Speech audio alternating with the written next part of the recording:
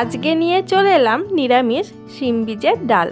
তো hello everyone, welcome back to my channel Payel lifestyle. কেমন আছো তোমরা সবাই? আশা করি ভালো আছো, আমিও বেশ ভালোই আছি। এর আগের দিনে ব্লগে দেখেছো বাজারে থেকে শিম বীজ কিনে এনেছি, তো আজকে ডাল রান্না করেছি নিজের মতো করে নিরামিষভাবে।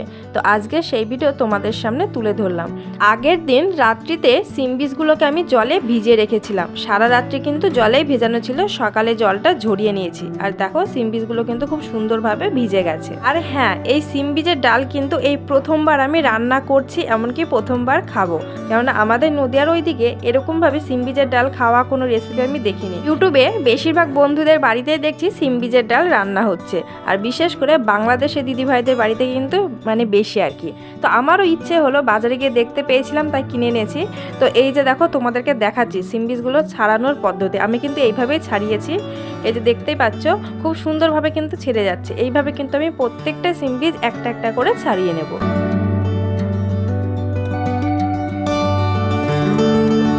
তো এই যে বন্ধুরা সমস্ত শিম বীজগুলোকে কিন্তু আমি ছাড়িয়ে নিয়েছি, আর দেখো দেখতে কতটা সুন্দর লাগছে, আমার কিন্তু বেশ সুন্দর লাগছিল দেখতে। চলো বন্ধুরা এবারে রান্না শুরু করা যাক। এই যে বন্ধুরা আমি রান্নাঘরে চলে এসেছি, আর এসে কিন্তু কড়াই বসিয়ে দিয়েছি। কড়াইতে সামান্য পরিমাণে সর্ষের তেল দিয়েছি, আর এবারে আমি শিম বীজগুলোকে দেখো তেলের মধ্যে ঢেলে দিয়েছি। তো এই শিম বীজগুলোকে এখন আমি একটু ফ্রাই করে নেব। আর হ্যাঁ, এই ডালটা কিন্তু একদম আমি নিজের মতো করেই রান্না করছি নিরামিষভাবে। আমি রাজমার ডাল যেভাবে রান্না করি সেইভাবে কিন্তু এই শিম বীজের ডালটাও রান্না করলাম।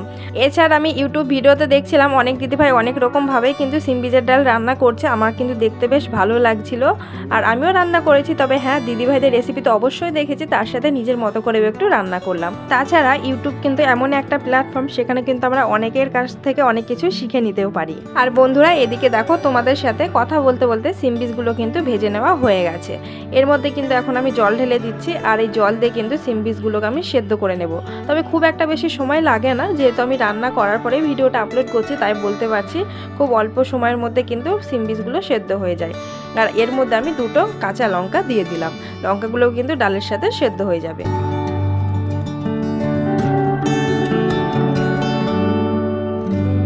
তো বন্ধুরা এই যে দেখো শিম বীজের ডালটা কিন্তু সেদ্ধ হয়ে গেছে, এবারে কিন্তু আমি নামিয়ে নেব। আর খুব সুন্দরভাবে কিন্তু দেখো সেদ্ধ হয়েছে, তোমাদেরকে আমি হাতে নিয়ে দেখাচ্ছি। দেখো খুব সুন্দরভাবে আঙুলের সাহায্যে দেখো মিশে যাচ্ছে, এতটা সুন্দরভাবে সেদ্ধ হয়েছে। আর বন্ধুরা এদিকে আমি শিম বীজের ডালটা দেখো নামিয়ে নিয়েছি, এখনও কিন্তু রান্না করা হয়নি, সেদ্ধ করে নামিয়েছি। তবে আমি কিন্তু এই ডালটা পুরো ডালটাকে আমি ম্যাশ করবো না, কিছু কিছু গোটা রাখবো, তাহলে কিন্তু খেতে ভালো লাগবে।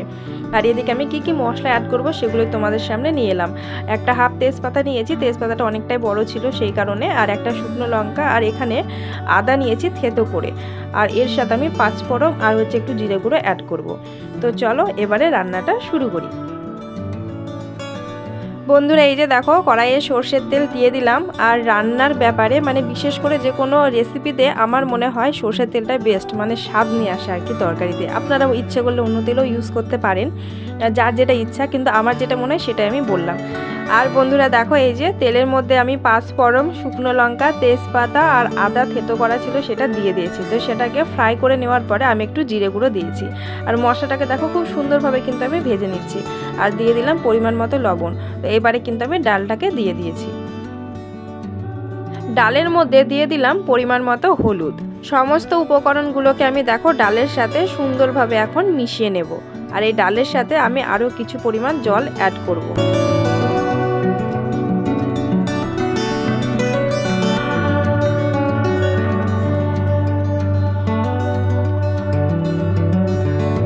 এই যে বন্ধুরা ডালের মধ্যে দেখো আমি একটু জল দিয়ে দিলাম। আর এবারে ডালটাকে আমি বেশ খানিকক্ষণ ফুটিয়ে নেব। এই যে বন্ধুরা দেখো ডালটা কিন্তু ফুটছে। আর এই ডাল রান্না কিন্তু একদম সহজ পদ্ধতি, খুব অল্প সময়ের মধ্যে খুব তাড়াতাড়ি হাতের কাছে যা থাকবে সেই রকম মশলা দিয়ে কিন্তু নিরামিষভাবে এই শিম বীজের ডাল রান্না করে খেতে পারো। তবে হ্যাঁ, শিম বীজগুলো কিন্তু ছাড়াতে একটু সময় লাগে। তো যে কোনো ভালো কিছু খেতে গেলে কিন্তু একটু তো কষ্ট করতেই হবে, তাই না বন্ধুরা? তো চলো ডালটা রান্না কিন্তু প্রায় হয়ে এসেছে। আর নামানোর আগে আমি পরিমাণ মতো একটু ঘি দিয়ে দেবো। যে কোনো ডাল বা নিরামিষ খাবারে কিন্তু ঘি দিলে খেতে কিন্তু বেশ ভালো লাগে। তো বন্ধুরা তোমরা এখন যারা আমার ভিডিওটা এই পর্যায়ে এসে দেখছো, যদি চ্যানেলটিকে সাবস্ক্রাইব করে না থাকো তাহলে অবশ্যই চ্যানেলটিকে সাবস্ক্রাইব করে আমার পাশে থেকে যেও আর মিষ্টি করে একটা কমেন্ট করে যেও। সেই কমেন্ট ধরে চলে যাব তোমাদের পরিবারে, তবে অবশ্যই নিয়ম মেনে 24 ঘন্টা পর। আর সাধারণ ভিউয়ার্স, আমার ইউটিউব ফ্যামিলি ফ্রেন্ডস প্রত্যেককে অসংখ্য ধন্যবাদ আমাকে সাপোর্ট করার জন্য। আর বন্ধুরা তোমাদের সাথে কথা বলতে বলতে কিন্তু দেখো ডালটা রান্না হয়ে গেছে। আমি দেখো একটা গামলার মধ্যে ঢেলে নিয়েছি। আর ডালটা দেখো বেশ খুব একটা যে পাতলা তাও কিন্তু নয়, এমনকি খুব একটা যে গাঢ় সেটাও কিন্তু নয়, তবে মনে হয় মানে ঠান্ডা হতে হতে ডালটা আর একটু জমে আসবে। তো বন্ধুরা তোমরা যারা সিম বীজের ডাল এখনো পর্যন্ত খাওনি আমার মতন আর কি, তো তোমরা অবশ্যই এরকমভাবে সিম বীজের ডাল নিরামিষ পদ্ধতিতে সহজ উপায়ে বানিয়ে খেতে পারো, অবশ্যই ভালো লাগবে, গ্যারান্টি দিয়ে বলতে পারি। বন্ধুরা কমেন্টের মাধ্যমে জানাবে সিম বীজের ডাল রেসিপি কেমন লাগলো। টাটা।